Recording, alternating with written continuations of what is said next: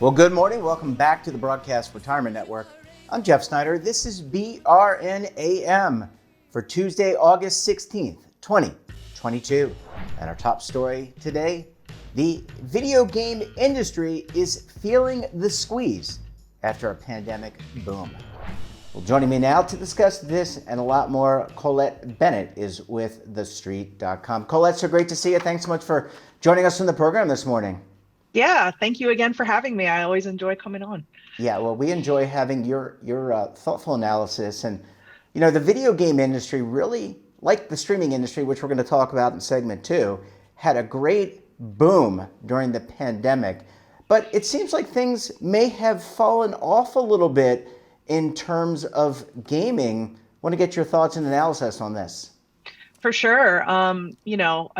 No-brainer, right? Like anything that people did a lot of inside, they are now, vaccinated or, feel that COVID is not the same kind of threat as it once was. And so they are feeling safer about, going out into the world and, doing more social things, masks off. And so I think as a result, streaming is suffering, of course. We've all seen, Netflix's earnings reports this year. They're obviously way down. Gaming is down somewhat, but I think that it's interesting, right? Because like you see reports out there that are like gaming is down, but it depends on what way you're looking at the overall industry. So, when you look at, for instance, like there was a story that you had sent me in regards to Activision Blizzard, and they had less people playing the popular shooting game Call of Duty. For people who haven't heard of it, it's like a military simulator. But then what is not mentioned in that article is that Blizzard also launched a game from one of their very popular franchises called Diablo this year for mobile. It was called Diablo Immortal. And in its first month, it made something like, like $11 million. So it's it depends on how you look at it, basically. I mean, yes, bottom line, definitely a little less, but I think it's interesting as well because gaming is something that, and you can, see this over time, it's continued to grow. The industry keeps getting bigger and bigger. So even with this little down bump, I do feel like it's going to continue to grow. Like I know that it's still, I can't remember the number, but I think it's like 2030. We will see it increase by something like $1 billion. Well, so so the industry on the whole, I think, will keep growing, but I do think that it's natural to have a hiccup where, we all spent years, some of us inside, and we really want to get out. But I don't think it's gonna be an Achilles heel for gaming in the big picture. And we've seen services like Netflix and others create streaming and Prime's, Amazon's another. This has come down to the quality of the games. You mentioned Diablo, which is a very famous franchise, Call of Duty, Madden, but has the quality of is it like streaming? And again, which we're going to talk about in the second segment, but Netflix and everyone and their mother has been creating shows. I would argue that the quality isn't that great. Is it the same with gaming? Maybe the games aren't that great, and why would I spend more money on a game that I don't like? Well, it's interesting. That's a great question. For me, a person who's been involved with games for a little over 30 years, I feel like I have only seen the quality of graphics, storytelling, mechanics continue to go up on the whole. However, one thing that I think, honestly, I think this is the bigger issue with streaming as well, is that the market is so glutted. When Netflix started, it kind of innovated the streaming market, and it was the only big game in town. Now you have every major, you have Paramount, you have Hulu, you have so many different ones trying to get in on that pie that it's no longer just like you have my only attention. And with games, there's actually a similar phenomenon going on. Whereas when I was younger, growing up, to purchase $50 or $60 big titles was kind of more what was the norm, Nintendo's Mario and Zelda, things like that. But now there is a huge indie population in the gaming space. And often those folks are making really tremendous games, amazing storytelling, amazing mechanics. And those games are like half the price of what we call AAAs, which is like a $60 to $70 game. So I think that also is hurting stuff like Call of Duty, because there was a time at which Call of Duty was like the only type of game like that in its class. And now there are very talented independent designers making things like that or in the same realm of that, and their game costs $20 instead of 70. Yeah, So and to that point, I mean, these games, there is that crossover with Hollywood. I mean, I remember Command and Conquer. That was really the first time that actors and actresses from Hollywood were actually in some of the scenes that happened. Yeah. But now this is a commonplace, and that has, you talk about cost, that adds a layer of cost to production, because you're paying an actor. They're not cheap to get like a mainstream actor or actress to do the voice or to be in a game. So again, there's a lot of crossover, and it's actually like becoming almost like streaming. Yeah, it's actually really exciting as far as you mentioned the movie and game crossover, because historically, film adaptations of video games have been like really bad. Like in the gaming community, they're just kind of like, they're not well done. They don't understand, the story or the nuances or whatever. But in the last couple of years, we've had a couple of adaptions. I think Detective Pokemon was one of them with Ryan Reynolds. The Sonic the Hedgehog movie this year made some like enormous amount of money. Like it was like the second top grossing film for like months and months and months. And people are starting to come out of these movies and go like, that was actually good. And so that's kind of exciting, I think, because it seems like it's been an area that film hasn't really known how to handle.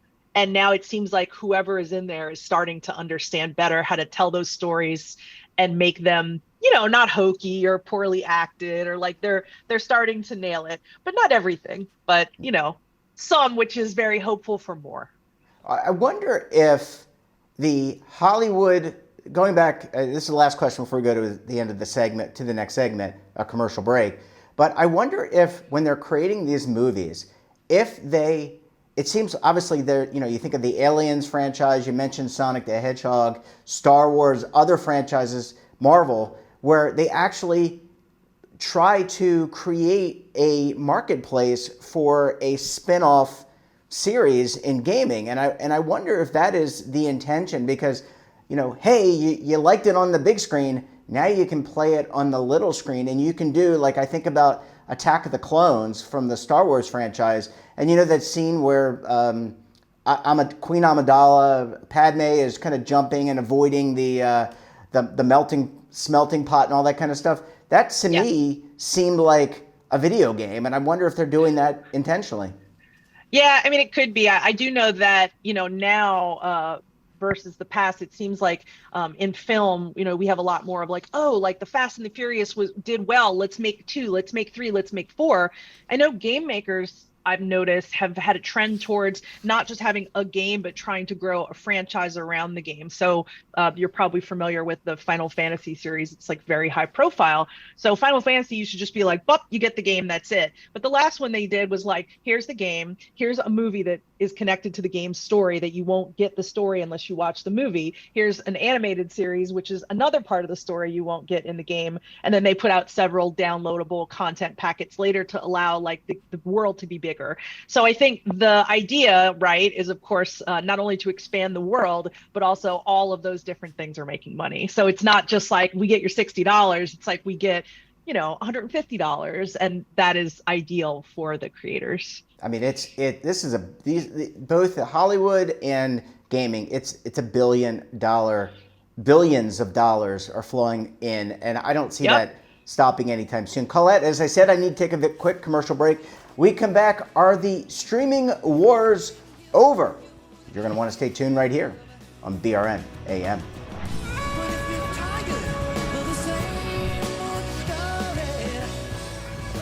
Imagine a new television network that will make you richer, healthier, and in control of your financial future.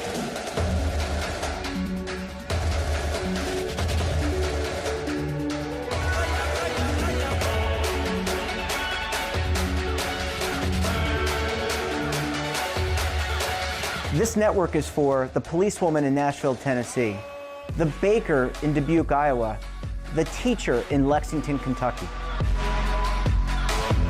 We want to make the idea of savings and retirement culturally relevant. But what do you see as a defining issue of the midterms? Especially for the smaller businesses. I mean, they are the lifeblood of the American economy.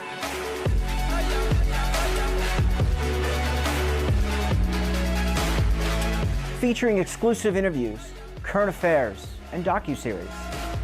33 years old, you retired early. The philosophy is money only matters if it helps you live a life that you love. But you got to start thinking about retirement as soon as you get in.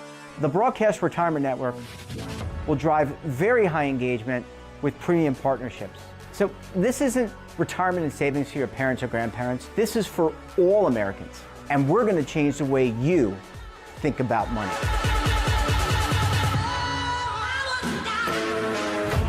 Welcome to the next frontier of retirement and savings. This is BRN, the Broadcast Retirement Network. Are you over 50? Would you like to get up to 33% more income in retirement? Then call now for this free book, Annuity Do's and Don'ts for Baby Boomers. This free book reveals little-known secrets about annuity strategies that will help you make the right choices before buying an annuity. Call right now for your free book, and as a bonus, we'll also throw in a free annuity rate report, both absolutely free for calling Annuity General today. Call 800-504-8194. Welcome back. I'm joined this morning by TheStreet.com's Colette Bennett. Colette, thanks so much for staying with us this morning. Happy to be here. All right, so we're going to transition now. And again, I think there's a symbiosis here between the streaming and gaming, but we're going to transition to streaming. And I'll ask you a very generic question. Are the streaming wars over? I don't think they're over, but I think we're at a very interesting space. As I said in our first segment, it's badly overcrowded, and I've heard more than one friend or seen more than one person on social media say, at this point, I would just like to pay one price and get all of the things wrapped up. And it's like, oh, you mean cable? Yeah, I was going to say, when you said that, I'm like, oh yeah, okay, so we're going back to the cable model. Yeah. So yeah, it's almost like it's gone a full circle. And I thought inevitably that did look like where it would go, and it kind of is. I think that it's gotten to a crowding point. As we said earlier, Netflix obviously is now suffering. And interestingly enough, I don't really think it's necessarily Netflix's content. I just think that that Netflix is not as unique as it was when it first, debuted and defined that space. So I actually am curious I'm really curious to see what the next thing is, because I feel like it's time for someone to come up with some sort of like all access pass. Like, I don't think it'll look like cable where you have a box, but memberships are huge right now in like every media space. It could look like, I don't know, I have some sort of streaming key or membership, and you get to choose like multiple like streaming services. However, I don't really know how that would work, because as it currently stands, like everybody's kind of at war trying to get you to like sign up for their service. So it's a conundrum, but I don't think it's just going to keep going in the way that it is. It's because it's getting too crowded. That's my opinion. Yeah, and what about Discovery Plus, and I think it was HBO Max going to more, they're consolidating, and I think it's HBO Max, but I could be wrong. Regardless, I should say, because I don't think irregardless is a word, but regardless, I think the people are now going away from paying a fee like they do on Netflix, and maybe going to more this free with ads type of model. Mm-hmm. Is that the future? And if that is, how can you pay without the $9.99 recurring revenue every month or whatever the fee is? How do you pay for all this content?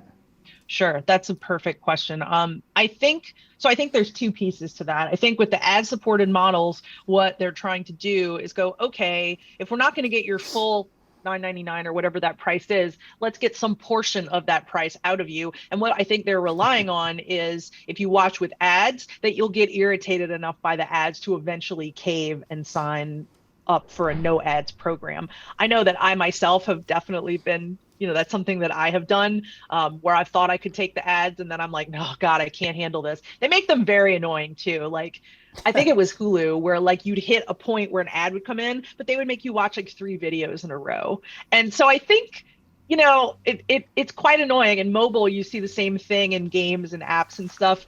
The ads become so annoying that I think they're relying on the idea that, oh yeah, we'll offer you this and it's free or it's low cost, but the conversion is really what they're looking for. So it'll be interesting to see when third quarter earnings come out, if that's actually helped any of these companies or if they're still kind of, struggling to figure out how to recapture. So, we'll see. We'll see where it goes. I'm not bothered by the ads. I have to tell you. I mean, I think the ads are kind of goofy, but it doesn't bother me that in order to watch, we use like Tubby and Crackle and some of the other, I think Hulu we're on a trial basis. It doesn't, you pay some flat fee and then you get some ads. It doesn't really bother me, but I guess, are we at a point where you talked about maturation in the entertainment industry or the gaming industry? Are we at a point where, hey, we're just not going to create as much content? I mean, I think the number was Netflix was in the billions in terms of creating content. Now, are we at a point where there's maturation in the market and viewers are so judicious about where they apply their time that now we're not going to see this quote unquote creative spell where we're going to see more and more content being created? It's going to be a lot more judicious. Yeah, I hope so, honestly, because I do feel like, there's a million studies on this about like the natural point of consumer overwhelm where there's just too many decisions. With Netflix, it's like you have an option where you can be like, just pick something for me because there's too much. People joke about spending more time looking at their queues of things they've saved to watch than they do actually watching the things.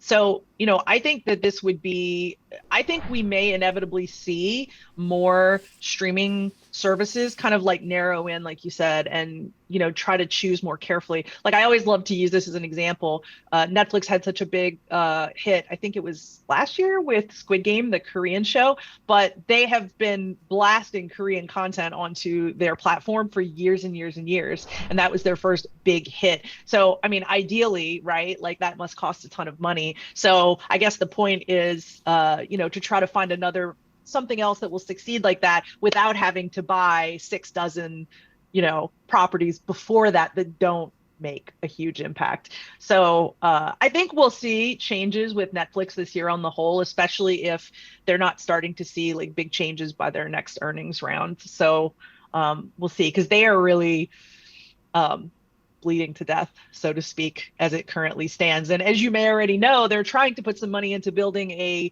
video game streaming, all on mobile, but so far it hasn't performed really strongly for them. So it's interesting. One thing's for sure, things will change. Like things will continue to change. I think so, but in some of that bleeding may be self-inflicted. I think we're going to have to see, like you said, so much of this is predicated on earnings and what they earn and the number of subscribers. People watch that stuff and it's being monitored. And, I don't think the streaming wars are over by any means. I think the streaming wars, the tactics will change. Colette Bennett, great to talk to you. Thanks so much for joining us. And we look forward to having you back on the program again very soon. Thank you, Jeff. That wraps up this episode of BRN AM. Have a topic of interest, someone you think we should talk to? Drop us a line. And don't forget, for all the latest curated news and lifestyle, wellness, finance, tech, so much more all in one place, check out today's edition of our daily newsletter, The Morning Pulse. Want to search our archives, check out our latest content, or visit our website and, of course, our streaming partners. We're back again tomorrow for another edition of BRN AM. Until then, I'm Jeff Snyder. Stay safe, keep on saving, and don't forget, roll with the changes.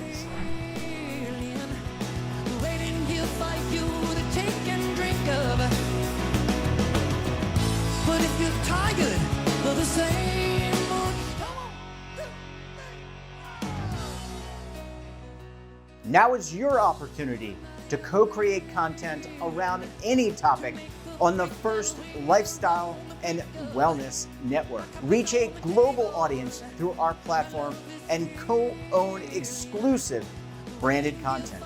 All of our programs are available on demand and also as audio-only podcasts, so you can take us on the go. Broadcast Retirement Network, available anytime, anywhere, and on any device.